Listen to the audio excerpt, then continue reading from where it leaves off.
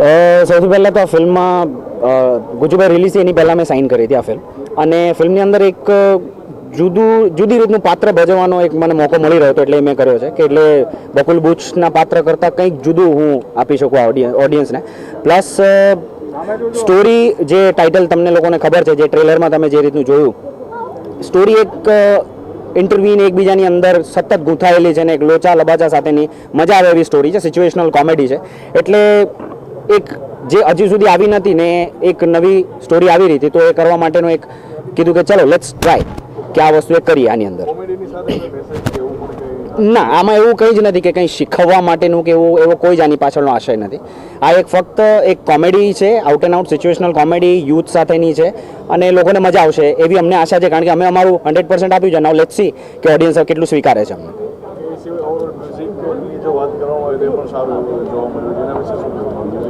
Music આ લોકો first time કરી રહ્યા છે, પરેશભાઈ અને ભાવેશભાઈ, અને બહુ જ સરસ છે મ્યુઝિક. જે તમે અત્યારના 2 સોંગ જોયા અને હજુ એક સોંગ હજુ આવી રહ્યો છે, જે પણ બહુ જ પેપી અને બહુ જ સરસ છે સોંગ.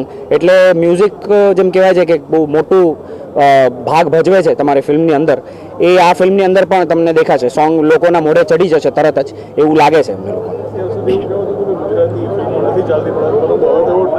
સતત ગુજરાતી ફિલ્મો આવી રહી છે, આવનારા સમયમાં આ મેળો માંગશે અને ગુજરાતી કલાકારોને સારું એવું કામ મળશે. બિલકુલ બિલકુલ, કારણ કે ગુજરાતી કલાકારો માટે ફક્ત ગુજરાતી સ્ટેજ એક હતું, અને એના પછી જે કંઈ થોડી ઘણી જે રિજનલ ચેનલ હતી કે જે ગવર્મેન્ટની જે ગિરનાર જે છે અથવા તો ટીવી છે, એની ઉપર જ ફક્ત કામ મળી રહ્યું હતું. આ એક ઇન્ડસ્ટ્રી જે હવે ઊભી થઈ રહી છે ને જે મારા જોવા પ્રમાણે નેક્સ્ટ 2 વર્ષની અંદર આ ધમધમતી થઈ જશે ફૂલ ઇન્ફ્રાસ્ટ્રક્ચર સાથે, તો એક બહુ જ મોટો લાભ મળશે લોકોને, એમ્પ્લોયમેન્ટ એટલું બધું મળશે આની અંદર.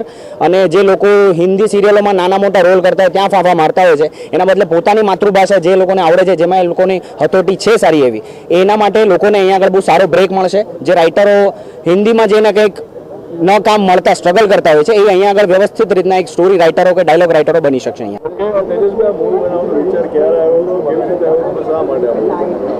વિચાર તો શા માટેનો જવાબ એમ છે કે હું ફિલ્મો બનાવવા માટે જ જન્મ્યો છું, એટલે એ તો આવા જ કરવાનો, બરાબર. આ ફિલ્મનો વિચાર એવો હતો કે હું, ગોપાલભાઈ, મિલનભાઈ, અમે ટી સેન્ટરમાં બેઠા હતા ચર્ચગેટ, તો એમણે લોકો એક ઈચ્છા વ્યક્ત કરી કે આપણે ફિલ્મ બનાવી છે, અને આ ફિલ્મ બની છે માત્ર ને માત્ર એક માણસના હિસાબે, જેમને હું બહુ રિસ્પેક્ટ આપ્યો છે, હું, ગોપાલભાઈ, બધા જ. એમના રીઝન એક જ છે, સનત વ્યાસ, કે સનતભાઈએ કીધેલું કે હાથે કેવી દુનિયા મેં કરી છે, તો મિલનભાઈ અને ગોપાલભાઈ મને બોલાવ્યો અને કે આવી આપણે ફિલ્મ બનાવીએ. તો એ લોકોને પહેલાં હિન્દી ફિલ્મ તરફ બી ઝુકાવ હતો, તો મેં કીધું ના આપણે ગુજરાતી ફિલ્મ બનાવીએ, બીંગ ગુજરાતી આપણે ગુજરાતી બનાવવી જોઈએ. તો પછી એને નેક્સ્ટ મિટિંગમાં અમે એક વાર્તા વિચારીને વાર્તા કરી કે ભાઈ આવું આવું થઈ શકે, તો કે ફાઇન, આના પર આપણે કામ શરૂ કરીએ, આવી રીતે ફિલ્મની શરૂઆત થઈ. જે રીતના હિન્દી લોકેશનોમાં જે શૂટ દેખવા મળે છે એવા જ આ તમારી ફિલ્મમાં જોવા મળી રહ્યા છે, તો કઈ રીતના બધા લોકેશન તમે ચૂઝ કર્યા છે? Thank you so much. આને તો હું પહેલાં મારી ટીમની સફળતા કહીશ કે તમે આને હિન્દી ફિલ્મો સાથે સરખાવી, તો થેન્ક યુ સો મચ. તો એમાં એવું છે કે મારું અપબ્રિંગિંગ, મારી સ્કૂલિંગ છે ને હિન્દી ફિલ્મોનું થયું છે. હું અનાયાસે ગુજરાતી ફિલ્મોમાં આવી ગયો છું, એટલે એ થોડી ઝલક દેખાવાની છે, ચાહે ડાયલોગ રાઇટિંગ હોય, લોકેશન હોય, સિનેમોટોગ્રાફી હોય, ટેકનિકલી પાસા બધા જ એવા હશે કે જે ઓલમોસ્ટ તમને હિન્દી ફિલ્મ લાગે, ખાલી એની ભાષા આપણી માતૃભાષા ગુજરાતી હશે. સારા સ્ટેજ થિયેટર છે, ઘણા વર્ષોથી કરે છે પોતે, અને આ ફિલ્મના one of the dialogue writers પણ છે Prem Gadhvi. And we have, તો 2 વર્ષના દાદાનો રોલ કરે છે એ, અને આ જાણે કે જેમને તમે ઘણી બધી સિરિયલ્સમાં જોયા છે, ઘણી બધી ફિલ્મોમાં જોયા છે, એડવર્ટાઇઝમેન્ટમાં જોયા છે કે સાસુભાઈ મ્યુઝિક. તો અગેન આ ફિલ્મમાં Muchhal Ash King, but now અત્યારે આપણી સાથે we have with us is mister Farhaz. Okay, then we have with us આ ફિલ્મનું કોઈ પણ film, not just this film, કોઈ પણ ફિલ્મ હોય એમાં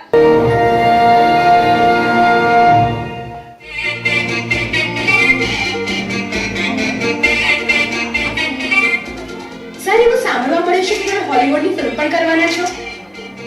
હું મારી નેક્સ્ટ ફિલ્મ ટોમ રેડ છું યાર. મોંડોડા, એટલું સરસ સપનું જોતો હતો, શું કામ બ્રેક મારી? આ તારી કાકી લાલ થઈ એટલે. કેટલી વાર કીધું છે છાપા નહીં લાવવાના, મેગઝીન લાવ, મેગઝીન. આ માલમાં છે ને અમારા કામનો કોઈ માલ નથી, ચાલ નીકળ. આપણા નાટકનું પોસ્ટર. નાટક પછી શું મળશે? 1200 રૂપિયાનું કવર. અને એમાં તું શું શું કરીશ? તું તારા ઘરનું ભાડું ભરીશ, કરિયાણું ભરીશ, તારા મોબાઈલમાં રિચાર્જ કરાવીશ કે સ્કૂટરમાં પેટ્રોલ ભરાવીશ? તારા 10 રૂપિયામાં તારા જે જોઈએ કે બુકોય લઈ જા. એમ? મને હિરોઈને મળાઈશ. અરે મળી લીધો સમાજ. એ ગાઈસ આપણે ટ્રિપલ સીટ પર ફરતા હતા, લોકોને આપણા સ્કૂટરની દયા આવી જતી હતી. આ સ્કૂટરનું શું કર્યું? છે કે વેચી દીધું? વેચાતું હશે યાર. આ ફટફટ યુદ્ધ તો છે આટલા વર્ષોની સ્ટ્રગલનું એકમાત્ર સાથી. એનો મતલબ કે તમે બે હજી સ્ટ્રગલ જ કરો છો? હા, તમે ફિલ્મ પ્રોડ્યુસ કરો ને? સારામાં સારું નાટક બનાવીએ ગ્રેન્જર સાથે. ગ્રેન્જર્સ એટલે કોઈ નવા જ આવેલો છે. ના, તમે જ આ ફિલ્મના હીરો. ના હીરો નથી બનવું મારે, પણ મારી એક શરત છે.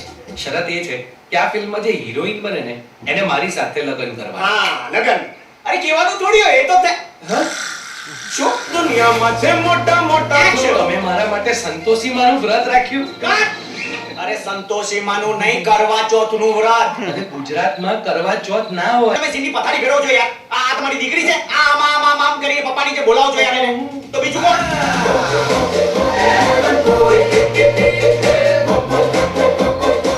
સ્ટોરી વાર્તા શું છે? વાર્તા સ્ટોરીનું તો એવું છે ને, એ તો ફિલ્મ જોયા પછી જ ખબર પડે.